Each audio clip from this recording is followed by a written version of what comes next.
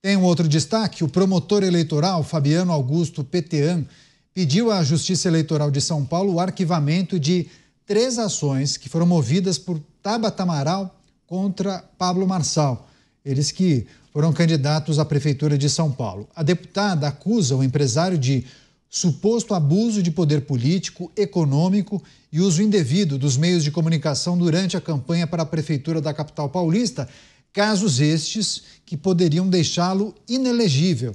Em pareceres que foram enviados no último sábado, o promotor criticou a postura de Tabata, dizendo que a candidata derrotada insistiu em judicializar o pleito, sabendo que os casos já estavam sendo apurados em uma ação movida pelo Ministério Público Eleitoral. Bem, vamos analisar a movimentação de Tabata Amaral, o posicionamento do promotor. Você, Luiz Felipe Dávila, promotor criticando Tabata Amaral por judicializar, ela que impetrou essas ações contra Pablo Marçal. O que é que está em jogo? Muitos já vislumbrando o desejo de Pablo Marçal lá na frente? Olha, Candidato, uma das coisas que nós precisamos fazer na política é saber vencer e saber perder. A judicialização é uma das piores coisas que pode acontecer na política.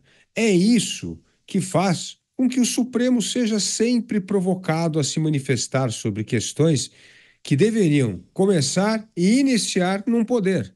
Agora, quando o derrotado não aceita a derrota, começa a história de judicialização. É na eleição aqui em São Paulo, é no Congresso Nacional. Um partido perde uma votação, judicializa. Leva uma ação direta de inconstitucionalidade para o Supremo se meter. E aí o Supremo começa a legislar. O Supremo está legislando de maneira assodada porque está sendo provocado pelos derrotados. Por isso, vamos respeitar as regras do jogo democrático. Vamos respeitar o resultado das urnas, a vontade do eleitor e saber ganhar e perder. Aliás, uma das coisas que mostra melhor o caráter de uma pessoa é saber perder com elegância. É a cultura do terceiro turno, né, Cristiano Beraldo? E muitos falam que a culpa é do Fluminense, viu? Nem fala do Fluminense, Caniato. O time que causa tanta amargura aos seus torcedores. Saiu da Série C para a Série A direto, né? Pois é. Entendedores entenderão. Viva a Copa João Avelange, né? Aquela invencionice. Mas, enfim... Olha, o que a gente tem, na realidade, é uma legislação, o Mota sempre traz isso, né? A legislação eleitoral ela é extremamente complicada e ela tem sido cada vez mais restritiva no Brasil. Nessa última eleição, foram impostas várias restrições à rede social, ao uso de rede social. Se não me engano, teve uma delas que até desistiu de ter conteúdo político em suas redes durante a eleição para não ter que lidar com as exigências da lei.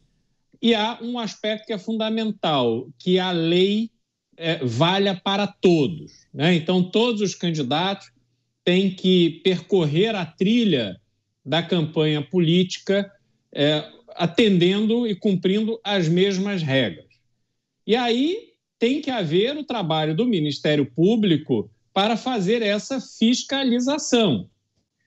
Quando um candidato entra com a ação, muitas vezes ele está ali tentando chamar a atenção da justiça para algo que aconteceu e que talvez o Ministério Público não tenha percebido, talvez não seja nenhuma disputa tão relevante que tenha atenção da imprensa, como é o caso de São Paulo, mas isso acontece pelo Brasil inteiro. Então você tem essas ações ali que são específicas e o candidato também, ele quer a publicidade, ele quer ser reconhecido como aquele que está apontando o dedo para o seu adversário, e isso da imprensa, fala-se desse candidato. Então, não deixa também de ser uma estratégia eleitoral.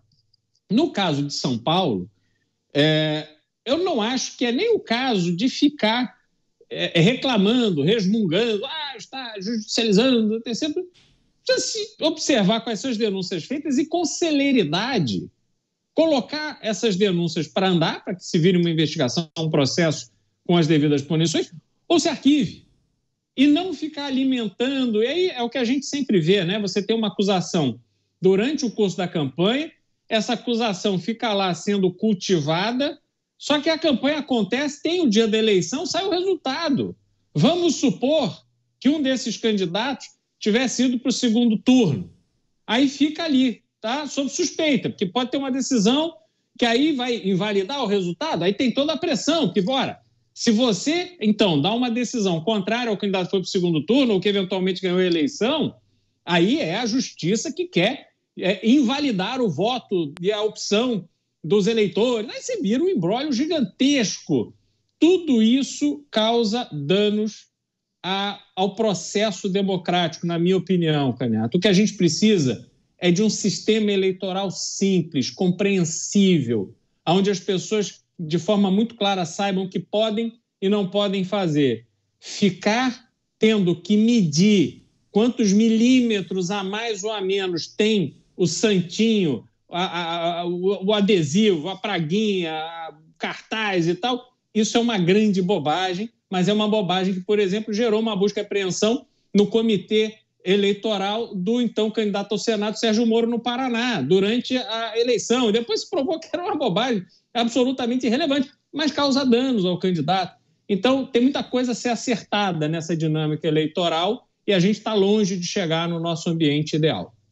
Pois é, muitas pessoas também acabam analisando e classificando que determinadas ações teriam o objetivo de impedir o avanço de uma figura que despontou e que poderia obter algum tipo de êxito em eleições futuras. Enfim, são as reflexões que a gente precisa fazer.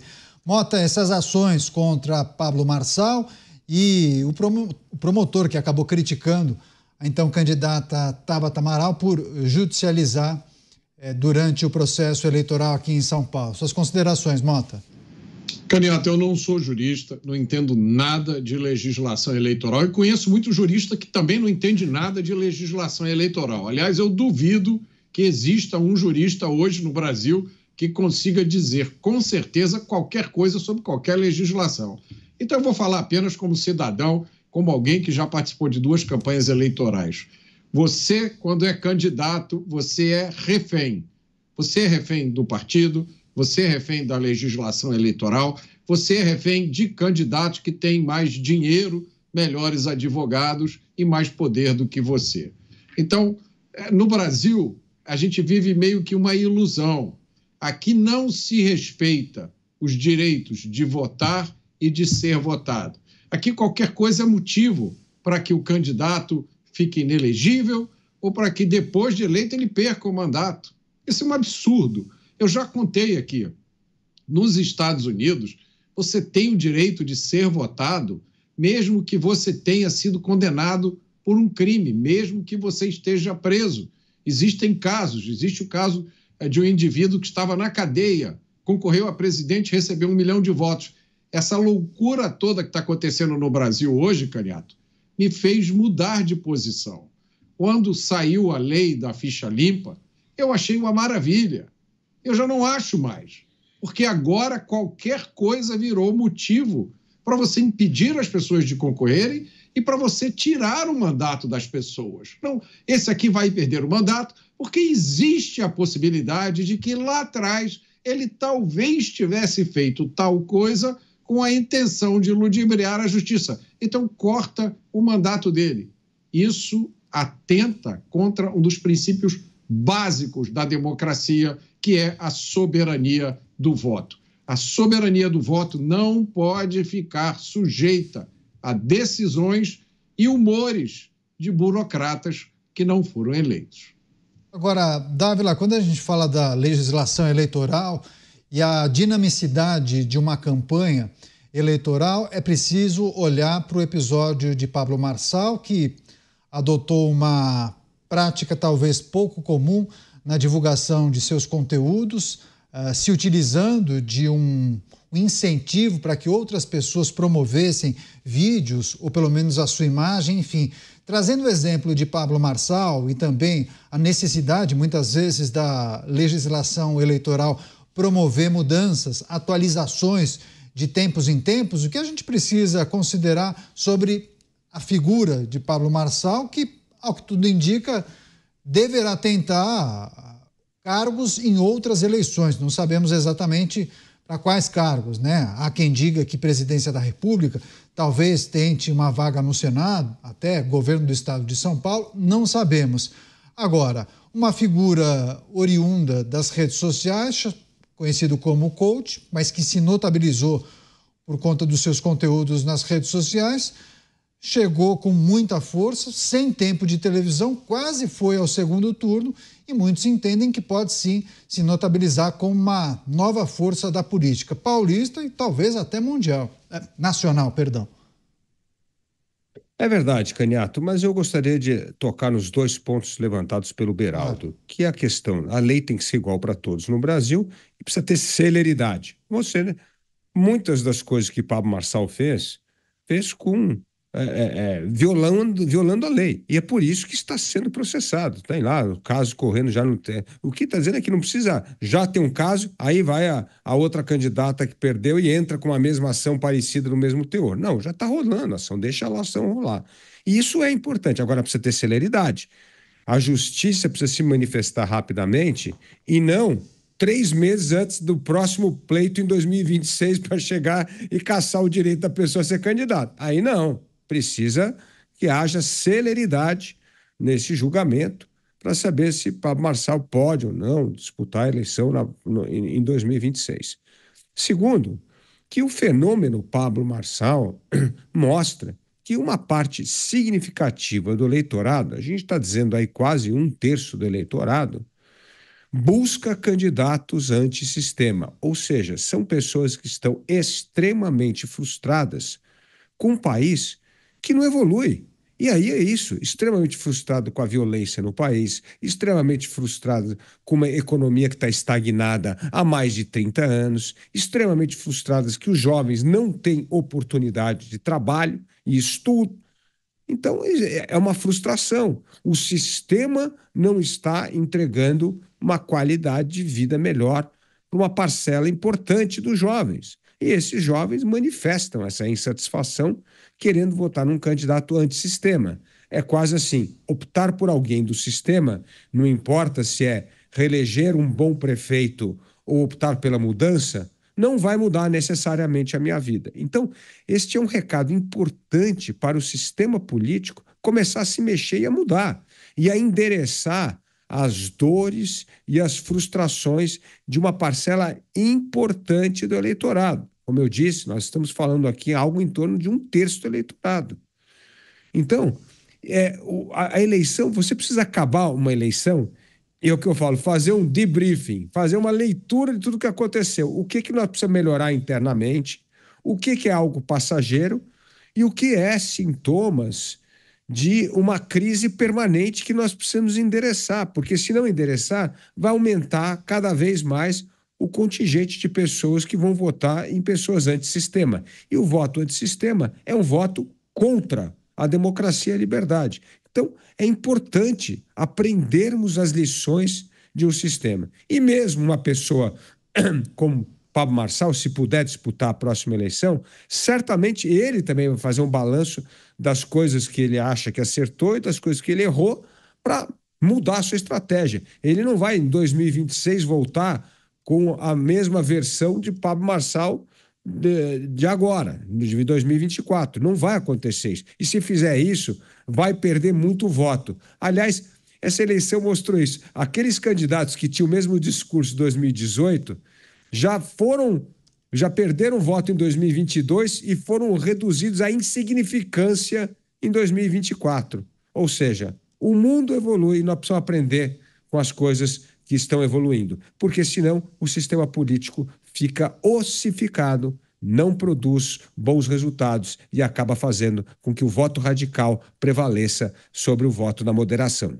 Vou puxar justamente por aí, mas só fazendo um parênteses, enquanto você e o Beraldo falavam sobre a necessidade da justiça eleitoral ser ágil para não tomar a decisão após o resultado do pleito propriamente, muitos deram um exemplo aqui da nossa audiência, deram um exemplo do caso de Deltan Dallagnol, a frustração, né, para aquelas pessoas que depositaram o voto para Deltan Dallagnol. Agora, Beraldo, só trazendo o que disse o Dávila agora, essa tendência que parte do eleitorado demonstrou de ter interesse por candidatos antissistema, Tem o caso do Pablo Marçal, mas a gente também poderia trazer o caso da Cristina Grêmio em Curitiba e outros episódios e situações ao redor do Brasil.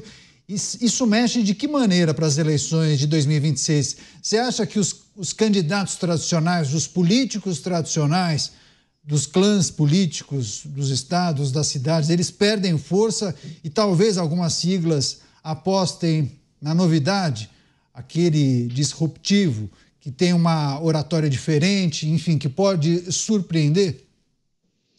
Olha, Keneto, eu ainda não tenho uma leitura convicta do que o resultado dessas eleições de 2024 nos mostram. Há uma parcela, sim, da população, como disse o Dávila, em São Paulo, acho que isso ficou muito claro, mas em outras cidades também, existe uma população que busca aquele outsider que vai revolucionar tudo, que não vai compactuar com a sujeira da política, que vai trazer um outro tipo de prática para a gestão pública. Só que quando a gente olha para a formação das câmaras de vereadores, a gente vê que houve uma eleição muito forte por parte da máquina, a tão famosa máquina pública, os governantes elegendo os seus indicados. Isso aconteceu em São Paulo, onde o voto de opinião para a Câmara de Vereadores ficou bastante concentrado. Acho que o número de eleitos, apesar deles terem tido votação muito expressiva, mas no conjunto geral foi um número menor do que eu imaginava que esses influenciadores, sobretudo da direita, conseguiriam se eleger. O Rio de Janeiro houve uma eleição extremamente forte de candidatos ligados à atual prefeitura. O número de secretários, funcionários da prefeitura que foram eleitos com as bênçãos do atual prefeito Eduardo Paes é uma coisa impressionante. Mostra que a disposição para a renovação perdeu fôlego, perdeu espaço para esse trabalho da máquina que asfalta uma rua aqui, consegue uma ambulância acolá, arruma aqui algum projeto para dar um emprego e assim vai conseguindo dominar determinadas áreas da cidade, fazendo essa troca de benesses com dinheiro público em troca de uma fidelidade na hora do voto. Eu acho que precisaremos destrinchar melhor os resultados dessa eleição, olhando não só para os vencedores do Executivo, mas, sobretudo, para a formação das câmaras, para a gente entender que momento é esse, que sentimento é esse que o eleitor brasileiro carregou dentro de si, na sua maioria, para votar nas eleições de 2024.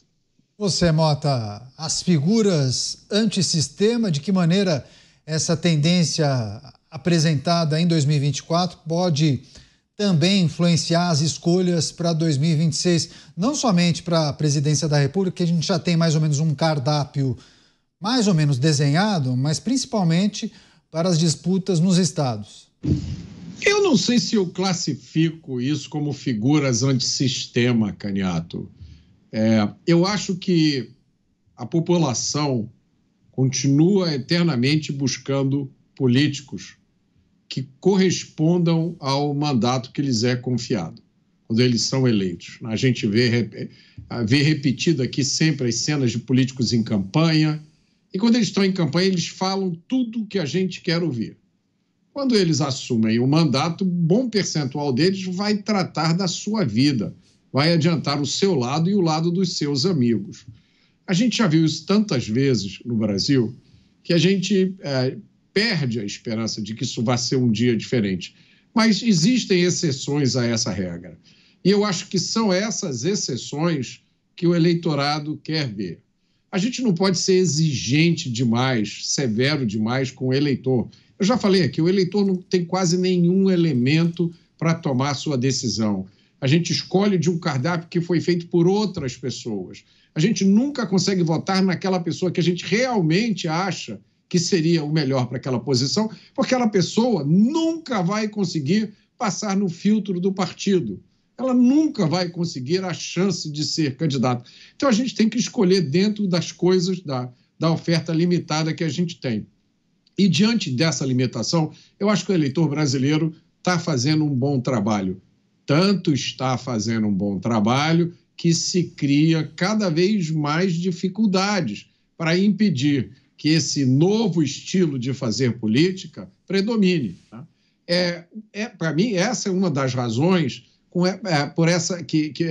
pelas quais existe essa obsessão com regulamentação de rede social, de censura.